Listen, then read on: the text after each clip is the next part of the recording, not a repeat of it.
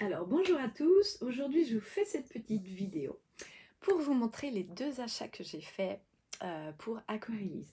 Alors le premier achat, je suis trop contente, j'ai donc trouvé un petit pot en grès et ça c'est un petit pot en fait que fait une créatrice qui s'appelle Madame Rêve et je me suis dit mais alors ça pour mettre l'eau dedans, pour utiliser justement des matières nobles.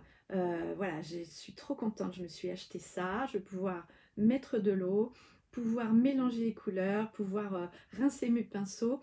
Voilà, c'est vraiment un petit pot qui me plaît beaucoup. Donc c'est une créatrice qui est sur Orléans, c'est Madame Rêve.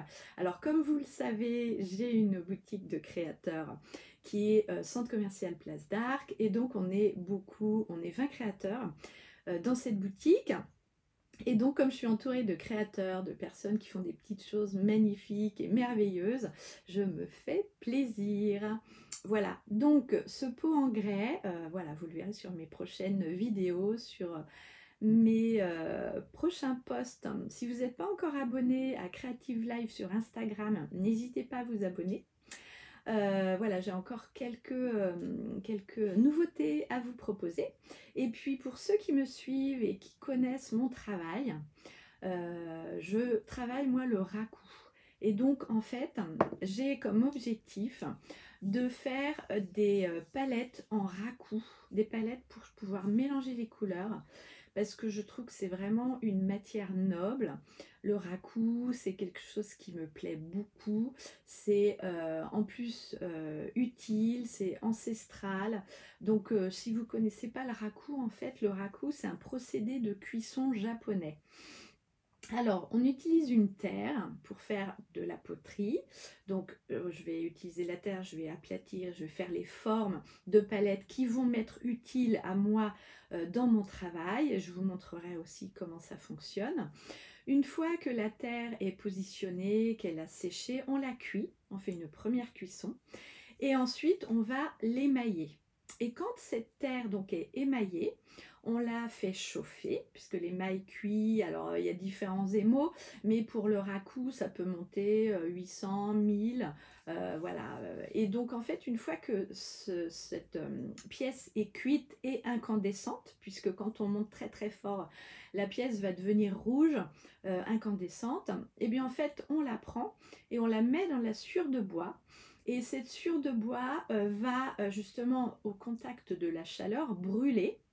Ça va faire de la fumée. Et comme votre pièce est émaillée, est très chaude et incandescente, lorsqu'on la met dans la sciure de bois, elle va craquer. Et quand elle craque, quand les craquelures rencontrent justement la fumée du bois, la fumée rentre dans les craquelures et c'est ce qui va nous faire en fait un motif. Alors j'ai ici un raku que j'ai fait. Donc là c'est un galet, vous voyez, c'est un galet. Et j'avais rajouté une petite fleur. Et donc en fait voilà, quand vous avez votre pièce qui est craquelée, elle est sur la sciure de bois et la fumée rentre. Et c'est ce qui donne un effet unique parce qu'on ne sait jamais qu'est-ce qui va se passer, comment vont être les craquelures. Et voilà, c'est ce qui donne un objet unique. Alors voilà ce que je voulais vous dire. Donc ça c'était mon petit bol, c'était le premier achat que je me suis fait. Et le deuxième achat, je viens de le recevoir. Et ça, c'est pas magnifique. Je vous montre.